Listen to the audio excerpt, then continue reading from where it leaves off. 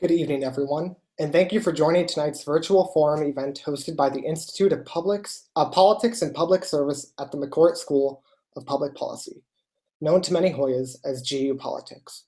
My name is Derek Tassone, and I'm a sophomore in the college, majoring in history and government and minoring in Jewish civilization. Throughout my time at Georgetown, I have had the opportunity to become politically involved on campus. I've been involved with geopolitics for the past 2 years, attending events such as debate watch parties, resume workshops, and discussions, and I currently serve as a DC College Democrats field director. It was after meeting tonight's guest at GU Politics' Climate Forum last September that I helped co-found Hoyas for Pete. We phone banked in Iowa, New Hampshire, and Nevada. We canvassed in Virginia, and we volunteered at February 23rd's rally in Arlington. I am pleased to introduce our distinguished guest for tonight, Pete Buttigieg, former mayor of South Bend, Indiana, and former Democratic presidential candidate.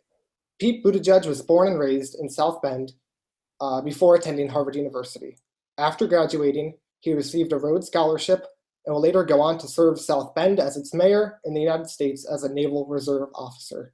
His run for the White House as a presidential hopeful was a milestone for the LGBTQ+ community, as he was the first gay man to win a primary or caucus, the Iowa caucus. Mayor Pete, thank you so much for being here to share your perspective with us tonight. Tonight's event is co-sponsored by the Georgetown College Democrats and the Georgetown Bipartisan Coalition. I'll now hand it over to our moderator for this evening, Geopolitics Executive Director, Mo Al-Lathy. Eric, thanks so much for the introduction. Thanks so much for your continued involvement and leadership on campus. And also thank you to the Georgetown College Democrats and the Bipartisan Coalition for helping us put together this event. But most importantly, I want to thank all of you, all the students, faculty, staff, members of the general public who are joining us via Zoom or via our Facebook live feed, Twitter, or YouTube. This event will be recorded and posted on our social channels for later viewing as well. I also want to thank all the students from other members of the Institute of Politics community at other universities. I know a number of you are tuning in as well. Welcome to our second Reflections on Running event of this cycle. A few weeks ago, we had Mark Sanford, former governor of South Carolina and Republican presidential candidate, join us. This series, which was started 4 years ago, brings in former candidates to talk about their experience running for president, what they learned about the country and themselves. Tonight's featured guest is going to be an incredible addition, I think, to that collection of conversations. The last piece of housekeeping business before we start the conversation is to remind all of the members of the Georgetown community who are participating via Zoom that you'll be invited to ask your questions directly via video chat during the second half of the event. Look down at the bottom of your screen. If you're participating via Zoom, you'll see the Q&A tab. Go ahead and click on that. Begin typing your questions. Please indicate whether you're a student, member of the staff, or faculty member. And then when selected, a member of our staff will send you a private message letting you know that we're ready to loop you in. Please keep an eye on that chat and be ready to be on video to ask the question live when you're selected. Finally, I encourage everybody, whether you're on Zoom or not, to share your thoughts, be part of the conversation in real time on whatever social platform you're on, using the hashtag GU Virtual Forum and by tagging GU Politics. And so with that, I want to welcome Mayor Pete Buttigieg. Mayor Pete, this is your fourth time addressing the Georgetown Institute of Politics and Public Service over the past couple of years. I think one more and we might get you a t-shirt or something. But I know the number one question that most people have is, what's up with the beard? First of all, Mo, I want to thank you for the invitation, the opportunity to be here, and thankful once again to be with the Georgetown IOP. And I know there's some other institutes out there who are participating. My time at the IOP at Harvard was really formative for me, so it means a lot to be able to engage with students here. And Derek, I want to shout you out, and again, thank you for what you did to organize supporters. Especially, I remember that day in Arlington where we had approaching 10,000 people, and it was an extraordinary moment in our campaign. And just to everybody on this call who may have been part of our campaign effort in any way, I can't thank you enough. And regardless of who you supported, I'm very much looking forward to a good conversation. So to the burning question at hand, mostly just taking advantage of the fact that it seems that I'm not expected to shave as regularly. So I won't claim that this beard's going to be with us very long, but I figured now was my chance. You may also notice, as far as my appearance is concerned, that we're doing what I think more and more Americans will be doing, which is learning a little bit about do-it-yourself hair care. Let me just say that the work that a barber does is now, in my mind, right alongside that of television presenters and professional cooks as something that is a lot harder than it looks, at least hard to do well. But like everybody else, we're adapting in that small way. And I will say, it's funny. I found myself at the end of the day as a candidate having the same relationship to my necktie as I wonder if it's almost like the effect that there is on a service dog when there's that when they wear that vest, they actually go through transformation in the mind of a highly trained service dog, that they know they're in a certain mode. And for those few waking minutes when I didn't have a tie on, I knew that I could just relax into a slightly different mode than any other point in the day. And so I'm relishing that comparative relaxation for as long as it lasts. Yeah, take advantage of it while you can. And it looks like there will be much opportunity to take advantage of it, sadly, in the coming weeks. Let's go back to the beginning. A big part of this conversation, this series, is really, to explore what this whole process is like. And so, it takes something special in someone to wake up one day, decide, you know what, I should be president of the United States, that I'm the best person for this job at this moment in time. Talk a little bit about how you came to that decision and what compelled you and inspired you to actually enter the race. Yeah, so, nobody runs for mayor of a city of any size, at least certainly a city the size of my community in South Bend, thinking, 2 good terms here and then it's right to the White House. I could not have guessed 10 years ago, or for that matter, 4 years ago, that I would have been doing this in 2019 and 2020. But what I believe is the right process to decide to run for any office, from city council to the presidency, is to look at the office and the constituency that it serves and what they call for and what they need. And then look at yourself and what you have to offer, especially in that moment. And then to look if those 2 things match. And I've followed that process in every decision I've made to run for office. I followed that same process in many decisions to not seek a particular office as well. And what I saw both in the presidency and in my party was that we needed to have a different perspective. We needed to have a different generation stepping up. In my view, we needed a different style and tone in order to, rather than trying to match with a sort of equal and opposite force, the style and energy and frankly noise that was coming out of the Trump administration, to have a completely different style and approach. In addition to believing substantively that what I had to offer in terms of a set of ideas around what freedom and democracy and security, often thought of as conservative themes sometimes, but that I believed had deeply progressive implications. What all of that added up to.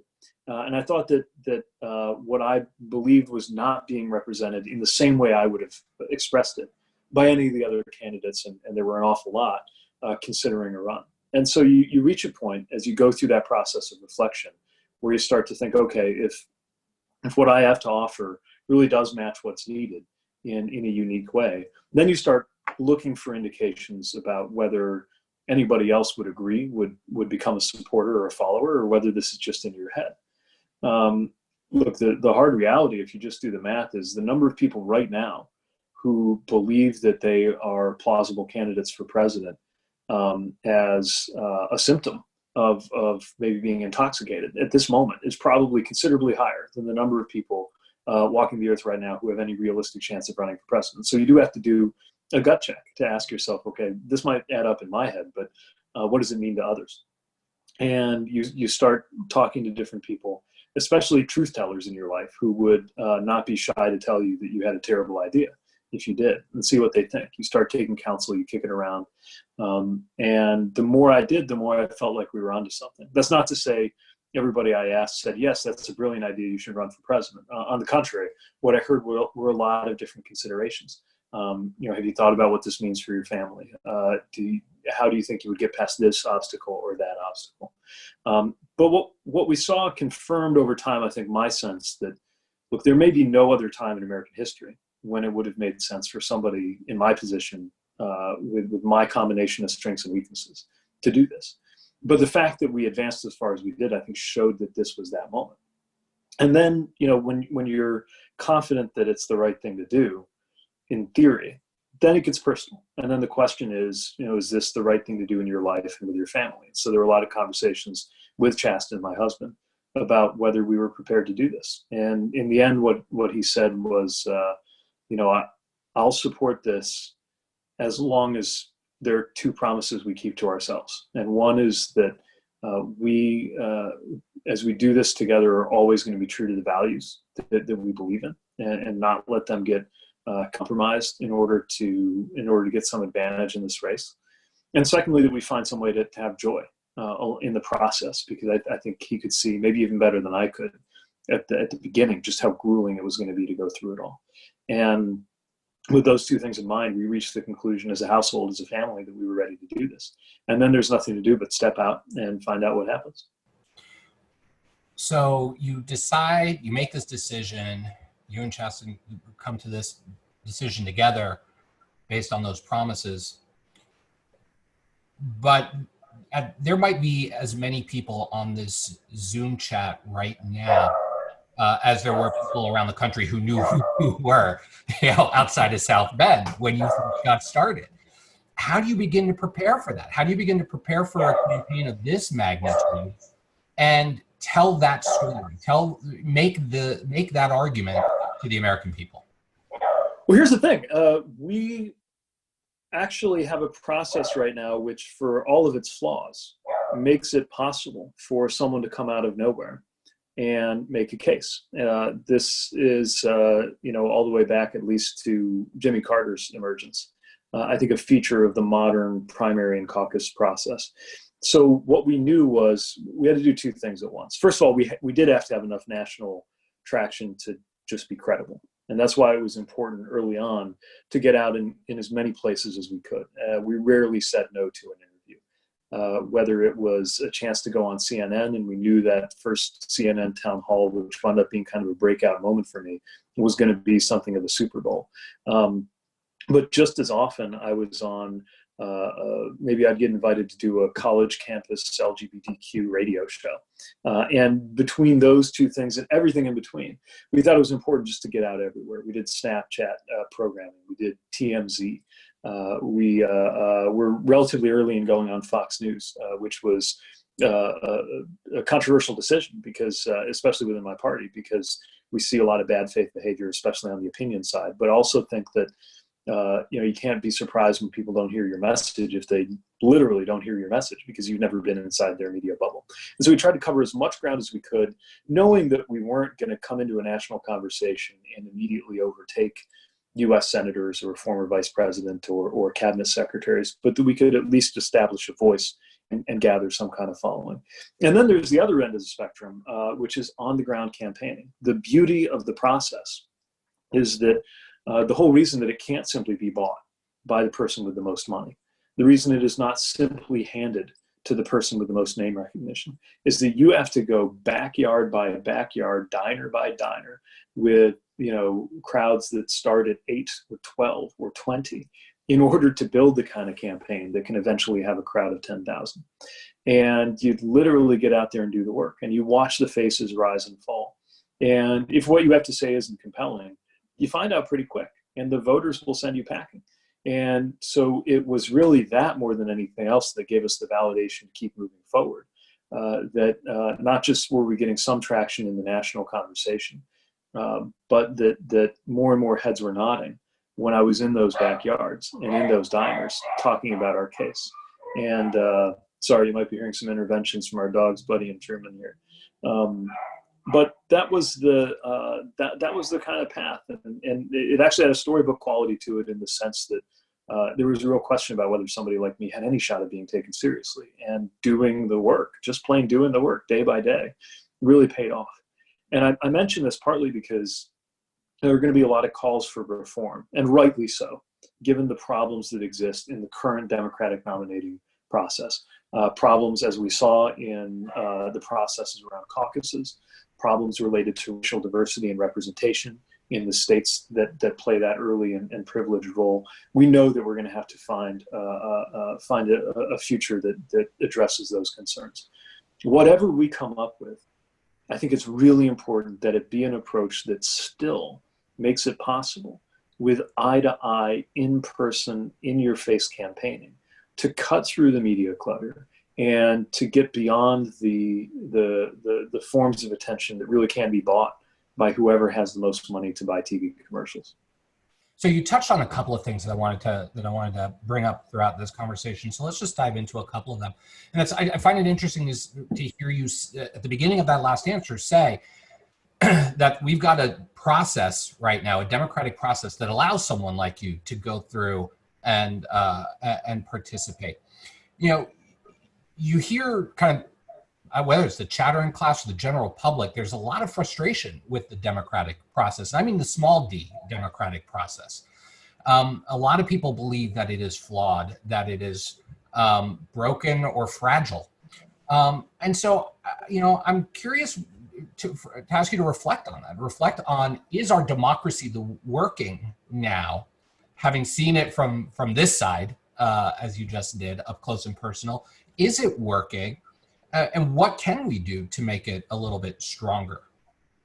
Well, there are a lot of ways in which it's not. And that was one of the themes of our campaign.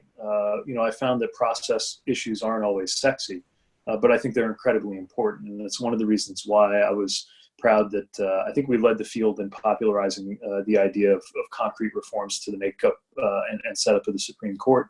That we talked a lot about the national popular vote and the idea that we need to move on from the Electoral College. Not an easy sell in a place like New Hampshire, but in my view, very much the right thing to do. We know that there is no principled argument for us to continue, at least no convincing principled argument for us to continue with the status quo when it comes to campaign finance. And I say that as somebody who, you know, very much operated in that system, because those are the rules as we know them. But I don't think those rules can be changed by an individual candidate, as impressive as it is to see the role of grassroots fundraising that was an important part of my campaign and a huge part of some of my competitors' campaigns. But the best way to change the rules is to actually go in and change the rules. The only way we're really going to get around Citizens United, I think, is going to be a constitutional amendment. And I think all the more reason for us to start making the case now, because it will take a huge amount of work to deliver that. But I also saw some real virtues in parts of the system, especially when it comes to the nominating process. The way that you are forced to be in conversations that are not mediated by being on television, sometimes not mediated at all, which I think may be a little more second nature for somebody who's been in local government or is in local government right now, because that's what my life was like as mayor. I might be on television one moment, but 20 minutes later, somebody would know where to find me in the lobby of the county city building or at the grocery store and get in my face, whether it's about something I was discussing on television or a backyard concern that they have. And I think that kind of civic character to political engagement is more important than ever. And it's especially important because you can see how that cuts across some of the worst tendencies that are happening in terms of tribalism right now. For example, in the human scale, in-person context of candidates having to go to smaller towns or counties or small neighborhoods in big cities and state their case. A lot of times there would be people who came not because they are hardcore tribal political partisans, but just because they were curious, which leads to a very authentic kind of encounter. I was in a town, I can't remember its name now, but a very conservative area. One of the counties that I was intent on carrying because I thought it was important to do well in the counties in Iowa that voted for Obama and then voted for Trump. And I was speaking to a whole group of people, maybe 100 people there. And then it went to Q&A. We always try to do Q&A at my events, even the really big ones. And I called on a guy, and a beat later, just after calling on him, I realized he's wearing a Trump hat. I didn't pick it out right away because it wasn't one of those red ones. It was more of a camo design, but still. And I just gave a pretty progressive speech about where we needed to go. And I thought, well, shit.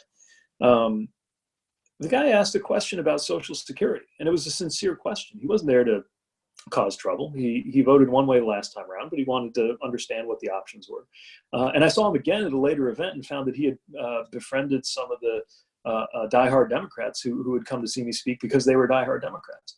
And so there are just ways to have that basic level of human encounter that I think are at the heart of politics at its best, that get filtered and strained and sucked out of the way we do this in the national level, that I think are features of our political system that deserve to be preserved, even as we confront all of the pathologies of structural barriers, voter suppression, money in politics, the politicization of the courts, gerrymandering, all of these problems that we know are colossally bad and need to be confronted. So let's talk a little bit more about that polarization, right? Because, you look around, right? And we are increasingly, through conscious and subconscious decisions we make on a daily basis, separating ourselves from one another in really profound ways, right? We live in communities surrounded by people like us, go to school or work surrounded by people who are very much like us. Our social media feeds are populated with people like us. We get our news from these information sources that reinforce what we think already. And, there's a school of thought out there that people want it that way, that a lot of people out there want to, be surrounded by their own and their community and fight for that. And I'm wondering, as you were out there on a daily basis, how much of that you ran into versus how much of the people genuinely looking for a bigger connection you ran into? So I think that effect is very real. I will say that it's an example of something that is more real in the national conversation than it was in the communities that I was visiting. Yeah. Because the communities that I was visiting were, as my own community is, full of people who have people they love, who are in their families, who think differently politically, and want to find ways to preserve the harmony of that family. Besides just avoiding the subject of politics completely, which is, I think, how a lot of us navigate that right now. And I think there was a level of good faith that is there among people that is harder to find in the kind of online and television world. But that's not to say it isn't very real. And one of my fears about the social political implications of COVID-19, as we all retreat into our corners, is that it could amplify that. There's a theory about cities, that the reason why cities as a general rule generate more intellectual capital and inventions pound for pound and per capita than countries as a whole do is mostly that cities create random chance encounters among people who wouldn't know each other, that a certain level of density requires that people navigate and deal with and sometimes argue with or listen to people they wouldn't otherwise. It's because of that physical proximity that it creates exchange. And what you see in campaigning is something of that too. It's different, but it's connected. And one of the great risks we run right now is that this moment pushes us more than ever into our dedicated channels, whether they're television channels or social media bubbles, that really do leave us each experiencing our own reality. And that's problematic politically. It's also problematic epidemiologically, because some realities are more real than others. And if people literally aren't getting good information about how to keep themselves safe, and they're not even going to run into a neighbor who would tell them otherwise because you're not talking to neighbors right now, it could literally be lethal. So I'm going to try to lump a couple of other questions together in the interest of time so we can get to as many student questions as possible. So you ran on a generational change message, at least in part. And I thought it was interesting in Iowa that you tended to do better with the older voters, whereas Senator Sanders did a little bit better with the younger voters. At the same time, right, your campaign was historic, being the first gay candidate to ever win a caucus or a primary. We had the most diverse field in the Democratic Party, or for any party ever, and a historic number of women running for office. And I'm wondering how your experience against that backdrop shapes your thoughts and what you learned about the whole concept of identity and politics. Yeah, it was something that we thought about a lot, especially because there was no playbook for how to run for president as a candidate from the LGBTQ community.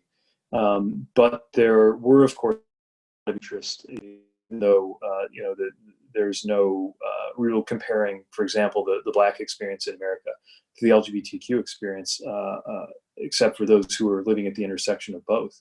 I did, of course, try to learn from the first that President Obama and his campaign represented, and try to learn from Hillary Clinton's effort to break the glass ceiling for women as well. It's so important, I think, when you are viewed as representing or maybe carrying hopes for people who belong to the same identity group, to do right by that, to take that responsibility on board.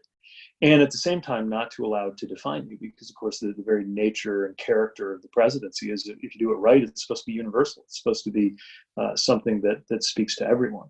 And what I realized was being universal doesn't mean washing away differences of identity. What it means is trying to use your own experience navigating this country through your own eyes and your own story, and tap into that as a basis for solidarity. And ways to connect your experience to that of others.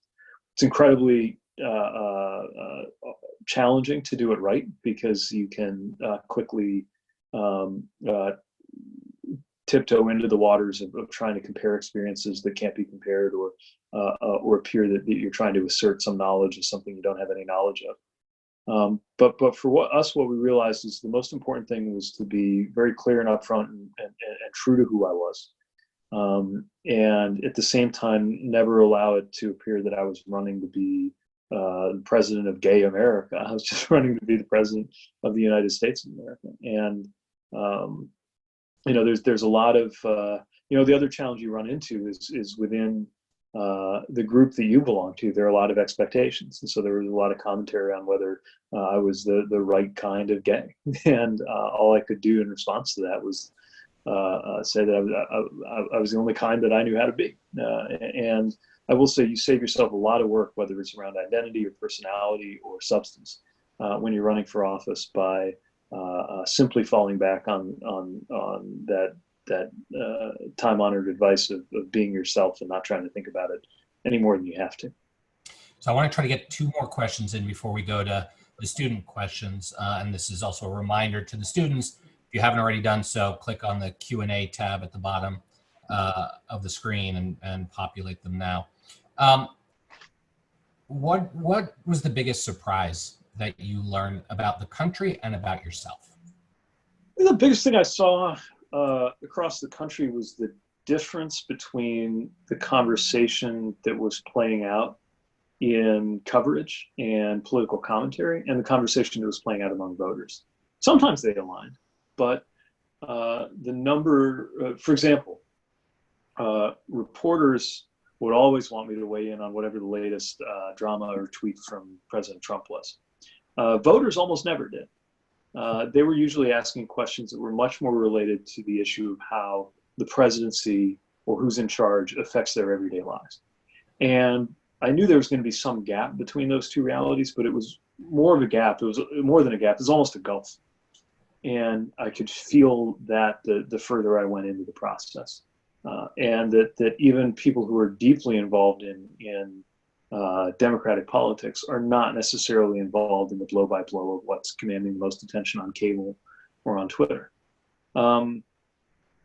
And that flowed through to individual issues as well. I would lift up mental health as one example. an issue where the ratio of how much it came up in coverage relative to how much it came up among voters was astonishing. I got asked about it everywhere I went, every single day. It was the top issue for not just when I was talking to community groups in general or having conversations about health. When I was talking about teachers, when I was talking to teachers' unions, I would hear the issue of what teachers have to face in terms of mental health as often as I would hear about salaries. And it is an example of why you really do have to go out there and listen to folks and talk to folks to see what's going on and see which of the things you feel from your own experience or your own community are just something about that particular experience, or whether it's really something that is happening nationally and deserves to be taken more seriously. I'm still processing some of what I learned about myself. It's hard to believe that this is the last day of March. It was in the first days of March that we dropped out of the campaign. It doesn't feel like it, but it was in this very month that I was a presidential candidate. So I'm still just coming down from that pace and trying to put it into perspective. I will say it's amazing what you can get used to in terms of it's kind of good and bad. And, frankly, before I ran for president, when I heard or read descriptions of how grueling it was to run for president, I thought, how hard can it actually be? I mean, physically, you're just talking to people all the time and giving interviews and giving speeches. And the physicality of it was something that struck me more when I was doing it than I would have expected. And yet you could get used to that. One of the last days of the campaign, I think it was just after the South Carolina debate, I got pretty sick. And because we wanted to preserve some of my energy and make sure I was in decent shape for the next round of big events, we decided to cut back my schedule. And what that meant was on the next day, when I was supposed to campaign in South Carolina and then travel to Florida and do a series of events there and then wind up in DC, we just did South Carolina and DC. We took a 3-state day and turned it into a 2-state day. And that was basically the same as a day off as far as the campaign was concerned, because it was such a cutback in activity. And the fact that you can just get used to that, it was hard, but you get used to that, really shows that when you take on something this intense and you have that many people helping you at your back, you can adapt in all kinds of ways. But then there are little things that stay with you that you have to get used to. For example, a simple security protocol when you're running for president is you don't open the door of the vehicle when you get to where you're going, right? There's a security person who makes sure everything's looking okay and then opens the door and then you get out. Of course, that's not normal. And so for a few days after coming off the campaign, we get to where we were going. And I just sort of sit there looking at my notes or my phone or something, waiting for someone to open the door before I remembered that no one was going to do that. Like, it's time to open the door and head out. So there's little things that stay with you, but that fades away pretty quickly too. And you realize just how quickly a human mind can switch between different realities when you have to. Yeah. All right. So my last question before we open it up to the students is just looking at this current moment in time that we're in. And we hear it every day that we're all in this together. So I want to take it out of Washington and the federal response for a moment. When you think back on everything that you learned throughout the campaign, what takeaways do you have on how we as a people can get through this? Well, I think the biggest thing is that we do have a common fate. And we have a lot of shared American values that sit beneath our diverging political or partisan or ideological values. And that's going to be really important to get through this. And that's one of the reasons I think a lot of the action now in terms of dealing with this situation that we face is happening at the local level. We're seeing mayors, we're seeing governors really leading communities and being that touchstone that so many people look to get good information, yes, but also to get guidance and maybe just to get reassurance as well. As I think through the experience of campaigning, one of the biggest things you take away is just how much people are looking for certain basic things that everybody wants. One of them is a sense of belonging. That's one of the animating themes of my campaign because I felt it everywhere I went. Another is just simply to know you're going to be okay. It's safety, security, personal and economic. And these are desires that cut across every divide that we have. Everybody wants to be safe, and everybody wants those they love to be safe. And what's most going to matter now, I think, is to realize that being safe is not at somebody else's expense. That's one of the biggest things we got to learn in our politics generally, but it's also particularly true at this moment, when we are all being asked to sacrifice, even if the sacrifice is as simple as staying indoors. But we've got to remember that this is a moment that will really test our imagination about how to pitch in and help others, because this is not like a flood where we would all rush down to the riverbank and help fill sandbags. Physically gathering is the most natural instinct, the first thing we want to do, and the last thing we can do at a moment like this. And so it's really going to stretch and push on our human nature. And yet we've got to find ways. And thank God we've got more means than ever to communicate with other human beings. We've got to find ways to stay linked to one another's experiences as we all get shut in for quite a while. And the other thing we have to prepare for, frankly, is for the experience to become less and less about reacting to the lockdown, which is still the big shock that most of us are experiencing, and begin to prepare to react to the virus itself, which will become a bigger reality for more of us each passing day. All right. I have a bunch more, but I'm going to stop for a bit, and we'll get to the good questions now from the students. So our first question comes from Michael Lundgren. Michael, are you there? Yep. All right, go ahead. Tell us where you're zooming in from. So I am zooming in from the Bay Area in California. And first of all, I just wanted to thank you. I came out as gay this past October, and it hasn't always been an easy process for me. But seeing you run for president made me feel like I wasn't alone and like I belonged, and that I too could aspire to be a public servant as an out, proud gay man in this country. So thank you so much from the bottom of my heart for doing that and for representing me. But my question for you is, when did you first know that you wanted to run for office someday? And how did that shape some of the decisions you made and experiences you had when you were in our shoes as a college student? Yeah. Well, first of all, thanks for sharing your own story. And one of the things that means the most to me about this campaign is learning how it may have made a difference for others. And I wonder what it would have meant in my life if I had been able to see somebody doing this when I was a student. Because when I was a student, it was very clear you could seek office, at least where I lived, or you could be out, but not both. Those were just flatly incompatible. And so I hope you don't underestimate the ways that you in turn might be able to let others know something that's possible for them that they might not have guessed, whether it's in a really big way in the future or in a really immediate way, just among those who may be looking to you and you don't even know it. For me, I was always interested in politics, although when I was younger, my biggest aspiration was to be an astronaut or a pilot. And then I found out some things about my eyesight that meant that that was very unlikely to happen. I'll say this too, though. There's something about American culture where you're not supposed to admit that it ever even dimly occurred to you to run for office until the moment you do it.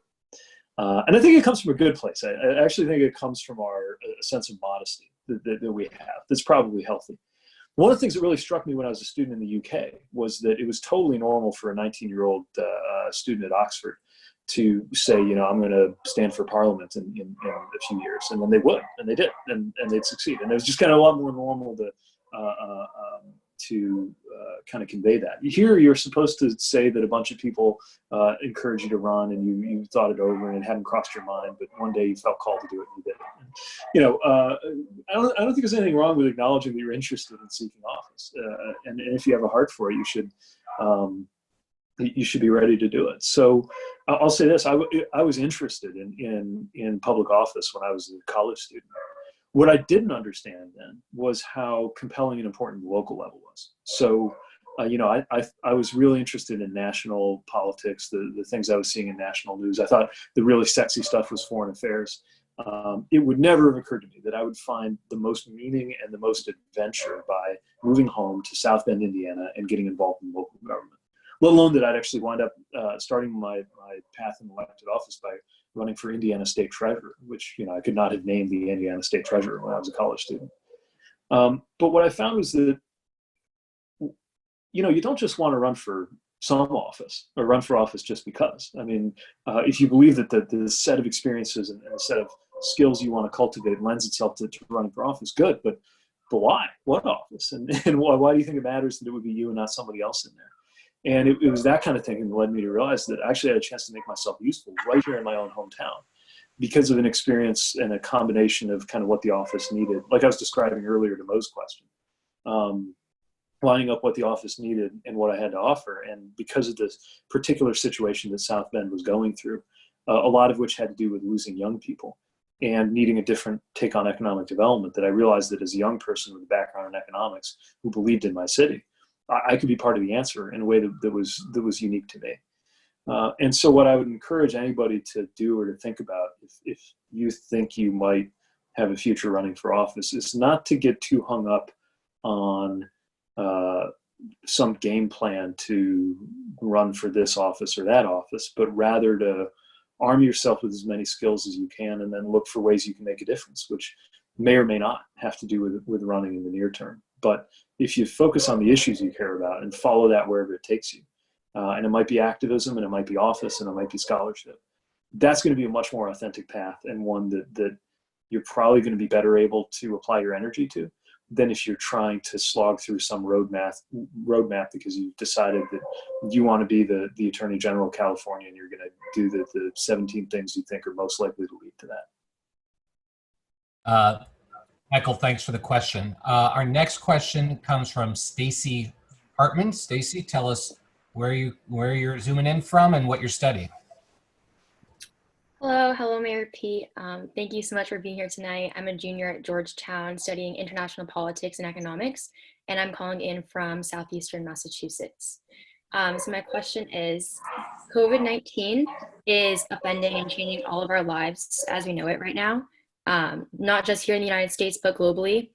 But when all this is over, we're going to see a shift in priorities globally and a possible shift in the international order, similar to changes we have seen in major global events such as after the World War II. How do you think the next US presidential administration, whichever it will be, should reshape the US foreign policy agenda in the wake of this crisis?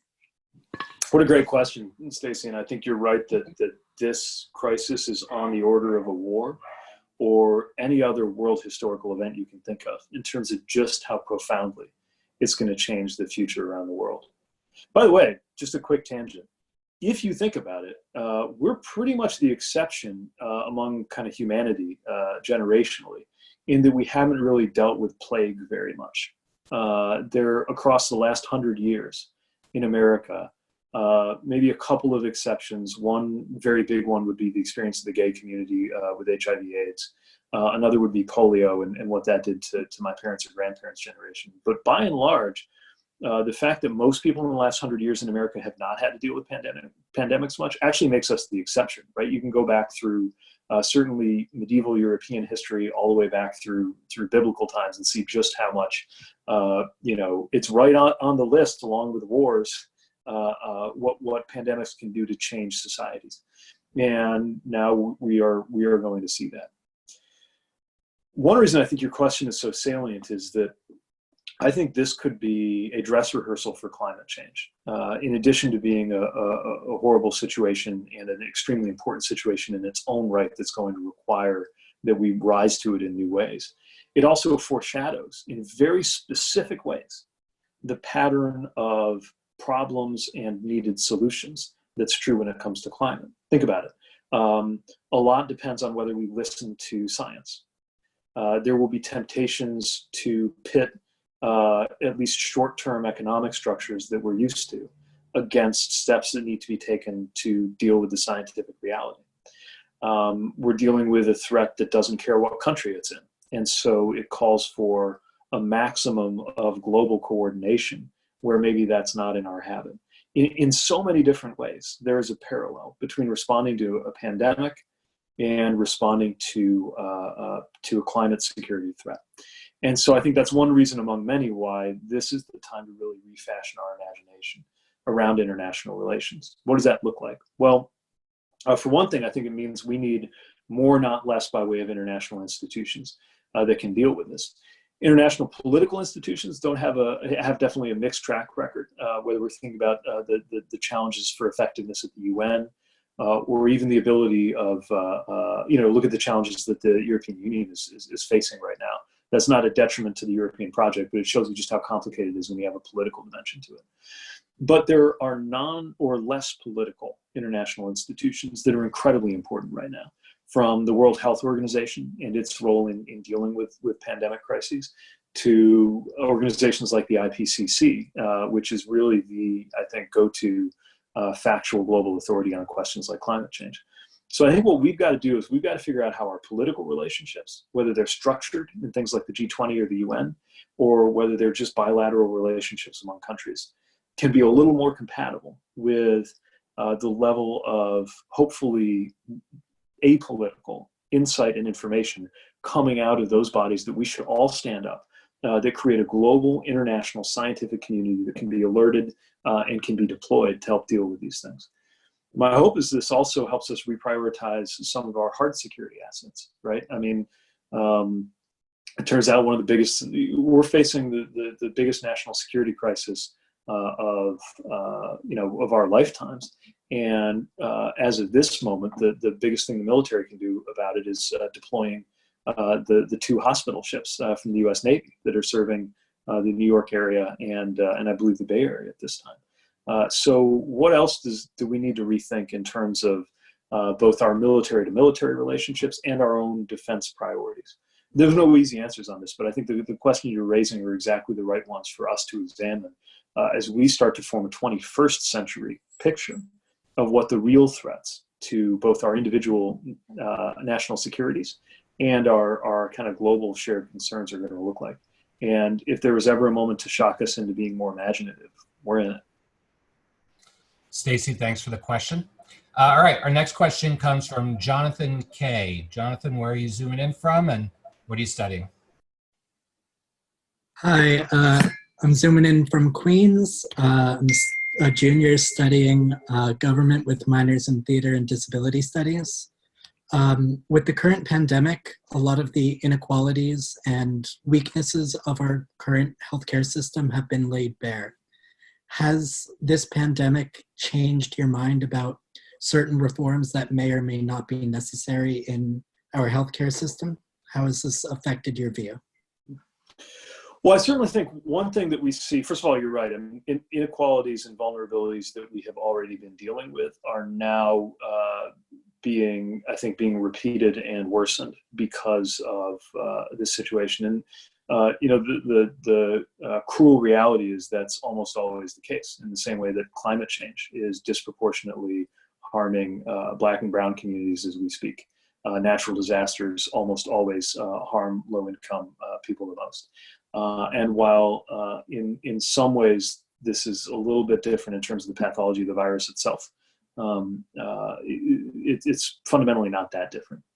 So one of the things I think it's accelerating that I believe has been true for some time is that we need to rethink just how tied to individual relationships with individual employers many of our benefit structures are. Most of the sexiness of the debate, of course, is around healthcare. But you think about sick leave, you think about retirement. There are a lot of things. The extreme example of UBI would be salaries themselves. I'm not sure I'd go that far, although our country's about to, at least in a pinch, right? So that, even that's being decoupled a little bit. And, especially because newer generations are less likely than ever to have a single relationship for a lifetime with a single employer anyway. It is long past time for us to find ways to do this. Has it changed my views? I'm always trying to learn from what's going on around us. Look, I continue to believe that the best way to decouple healthcare from employers is to create a public alternative, but to let people decide if they want it. To me, if you believe in Medicare for all, this is how to get there. I know a lot of people, as the internet has enthusiastically reminded me, don't think that's the right way to do it. fine. But either way, I think where we can come together is that we are way too reliant on assumptions about who has relationships with certain employers, or whether you're full time, right? I mean, from a wages standpoint, it might not matter to you much whether you earn a certain level of income by working 40 hours a week at one job or 20 plus 10 plus 10 at 3 jobs. But it sure matters if all your benefits depend on it. And with gig workers, the same is true, right? So I think we're going to continue to see, let me point out something else that I think is being exposed right now. Think about this. They added $600 a week to unemployment, right, as a kind of kicker to help people get through the situation. It works out to, with the average unemployment benefits, it works out to $15 an hour.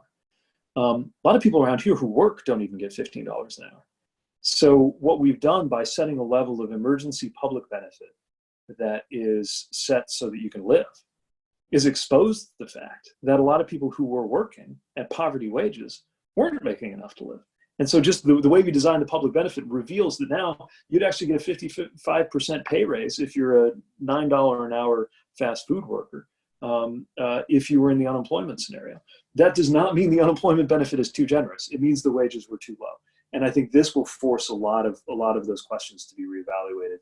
And it's one of the, I'm reluctant to chase silver linings knowing just how bad this is going to be, but it is going to point the way toward things we have to do anyway. And the big challenge, by the way, that we got to go through as a country is to somehow not let this be another ideological battlefield, even while it's vindicating certain positions, progressive positions, I think, that were right all along, that are going to be illustrated to be right, even more so by the lessons we're about to learn the hard way.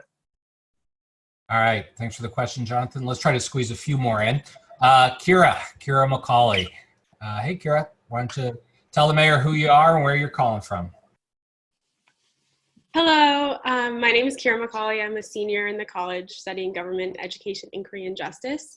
I'm zooming in from Central Massachusetts. And on campus, I serve on the GU Politics Student Leadership Council. And I also had the privilege of meeting you when I was on a GU Politics trip in Iowa earlier this year. Thank you so much for joining us tonight.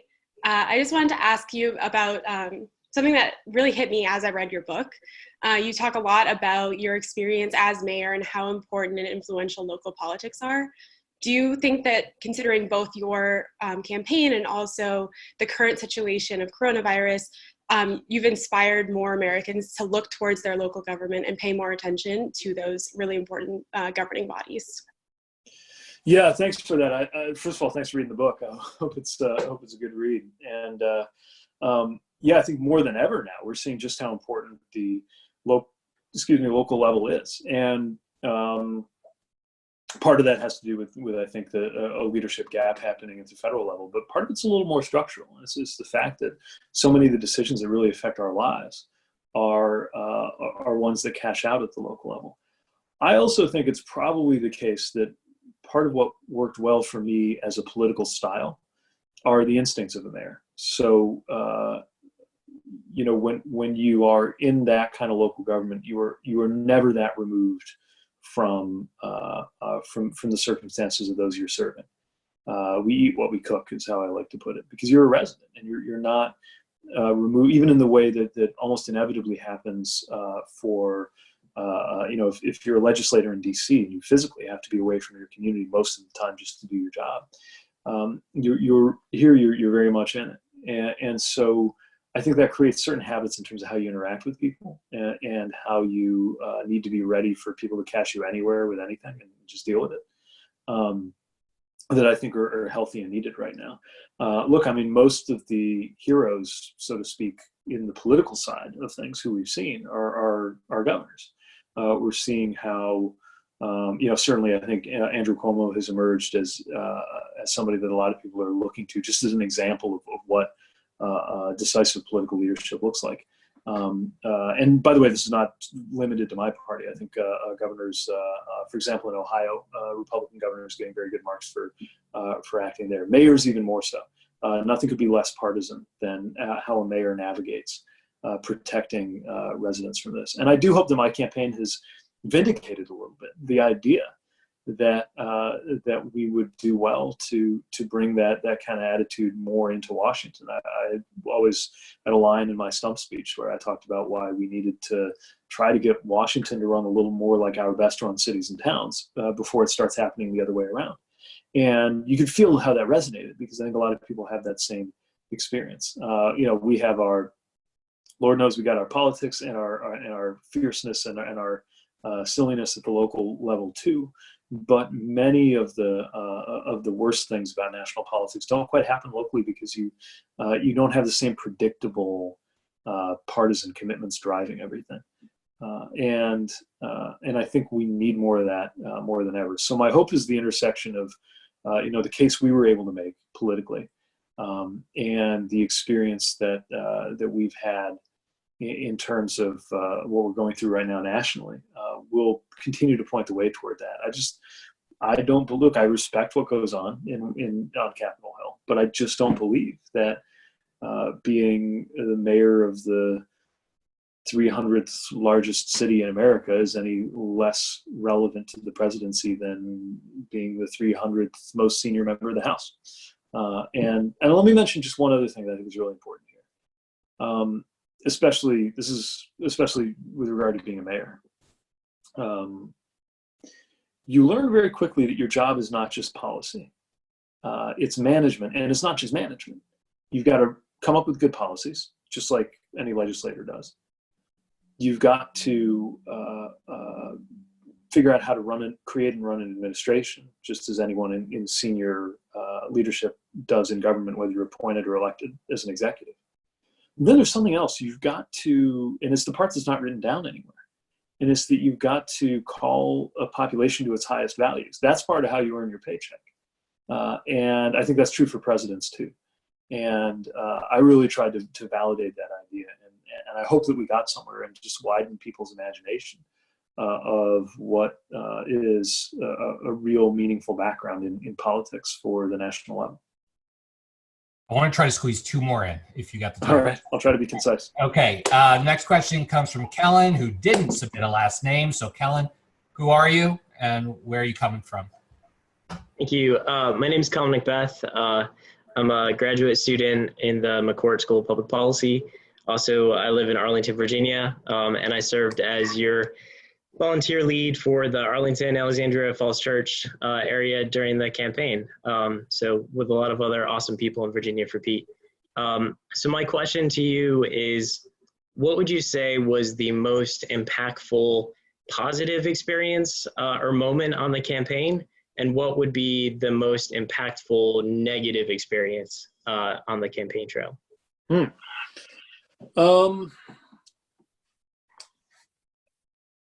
That's hard to pick one. I'll share a couple things in terms of the things that really stuck with me on the campaign were, first of all, thank you, by the way, for all your work, and pass that along to all. We had phenomenal volunteers in Virginia getting us on the ballot and turning out. I really appreciate it. And it was a really wonderful community of people that came together too. The most meaningful moments for me were usually when I encountered somebody who shared how just being part of the campaign affected them. There's a guy in Iowa. He's had agoraphobia, literally unable to leave the house, and wound up as a precinct captain because something about the campaign and our message around belonging spoke to him and helped him overcome a really challenging battle with mental illness. A high school student who had autism, who felt like her sense of belonging really came through her seeing the message of the campaign and then becoming involved. And when you see that, it's just so powerful. People going through challenging coming out experiences, and what we were able to do to be kind of a touchstone for them. So those moments were always very powerful. And sometimes they're the most unexpected things that really just would light me up, because you'd be going through the motions all day of campaigning can actually be shockingly repetitive for such an important process. It can be kind of numbing in how many times you're saying the same. You have your commitment, your content that you believe in, and then you say it 1,000 times to a bunch of people because it might be the first time somebody hears it. And sometimes something would break that. Just a really powerful question from somebody about that just cut through everything because they were asking about what politics means to them. Tons of negativity too, especially online. I'm still alarmed by just how much negativity there is. The social and emotional style of Twitter, I think, just makes otherwise decent people just lose all sense of awareness that they're dealing with other human beings, and that we've got to find a way to get past that. But I'll say, other than just being very kind of physically challenging to campaign all the time, it was an overwhelmingly positive experience, even though we didn't go the distance, because you just find your own sense of what matters expanding, and you, as one candidate put it to me, you extend yourself to other people, and you grow through that, and you take their experiences on, and there's a kind of magic to it that makes up for the fact that your own. Here's another way to put it, that kind of melds the positive and negative together. In many ways, when you're a candidate, your experience becomes extremely narrow. I mean, you spend the vast majority of your time with about 5 people who are your closest advisors and the people who travel with you the most. I could count on one hand the number of things you do. You give speeches, you do interviews, you raise money, you sleep, maybe you eat. That's basically it. Just all the things you do, just going about your day. I don't know, from sleeping into like driving a car to doing laundry. Everything goes away except this handful of things, right? So your world actually gets very narrow in a certain sense. And yet on the other hand, it becomes so broad, because even if it's just for 10 seconds on a rope line, or when somebody's asking you a question at the town hall, suddenly my world is that of a woman twice my age who's worried about her grandson in the military, or somebody who's recovering from an addiction experience, or somebody whose racial or religious background couldn't be more different than mine. And my job is to inhabit their world and try to respond to their question. And so you get shrunken down and you expand at the same time. And it's difficult to put into words kind of what that does to you, but it's a really amazing thing. Thanks for that question, Kellen. All right, I mentioned earlier that we've got students from other universities in around the country joining us, and so we're going to take a question from Devin Patel, who's a student out at the University of Southern California. Hi, Mayor Pete. My name's Devin. I'm a double major in business administration and environmental studies. So first off, I want to say thank you for everything that you do and for being such a voice for youth in politics, especially in this election cycle. And so my question is, how can students with a passion for politics continue to stay involved and try to make a difference, even with all this turmoil and having to stay at home? What do you recommend we do to have the most impact during these turbulent times? Thank you. So it's a very good question that I'm still sorting out the answer to, because right now there are very high profile people figuring out what impact they can have in that all of our usual kind of habits for how to do it are being broken up and rearranged. And so everybody from, I think the likely nominee for the presidency in my party to, volunteers at my church are figuring out how to do what they do in a world where we don't have the same patterns of physical gathering that we're so used to and that action-oriented people rely on. Something tells me students might figure it out before a lot of the rest of us. But here's what I'll say. As long as you have a mind and a phone and certainly internet access, you can talk to anybody, just as you and I are talking right now. That matters more than you might guess. Yeah. Getting good information out there and making sure it isn't outweighed by bad information. Letting people know they're not alone. Finding out ways to help, even if it's a way to help from sitting right where you are. Helping people get information or access to resources or just a human connection, maybe. Working out what the future of everything from politics to activism is going to be. Since you are a student and your full-time job is to understand as much as you can about yourself and the world around you, I would say not just the things you can do as an advocate or an activist or a volunteer, but things you can do as a student, literally figuring out what the shape of the profound changes our societies are all about to go through might actually be and what it ought to be. This is not going to be easy stuff, and it's going to require levels of imagination that I don't think we've summoned in my lifetime, which might come in just in time to face a lot of other things, as I mentioned earlier, like climate change, that we're going to require an unprecedented level of imagination anyway. And so asking challenging questions to yourself and your fellow students about not just what it means to be an active and involved student, but what does it mean to be an American now that's different than what it meant 3 weeks ago. These are things that I think it will be up not only to officials, but to scholars and advocates and activists to propose answers for. And so I've taken a couple shots at the online world and the Twitterverse because they can lead you to some unproductive places. But also, by the same token, the conversations that are happening have never been more important, even when they're playing out virtually in academic, social, and online spaces. So we'll be figuring that out together. But I'm glad you're thinking about that, and I am too. Yeah. Thanks. Mayor Pete, we got a bunch more questions that I wish we could get to, but I should probably let you go. One, because we're out of time. And two, because my staff just told me that Chaston posted to Instagram that he's locked out of the house and that's why the dogs are going nuts. So you should probably go let him in. But when this is all over, we hope we can continue the conversation. That would explain the frantic texts I'm starting to get. Well, hopefully we can get you back on campus when this is all over. So on behalf of the Institute of Politics and Public Service, the McCourt School of Public Policy, Georgetown, all of our partners, thank you so much for sharing your reflections on running. Well, thanks so much for having me. It's an honor. And as always, the way students are thinking about this is really encouraging and gives me a lot of hope. So here's to all of us tackling those big questions together. And I can't wait to greet you and carry on the conversation in person when we get the chance. We'll look forward to it. And to everyone in the audience, thanks for joining us. And stay tuned for the next GU Politics Virtual Forum. Thanks so much.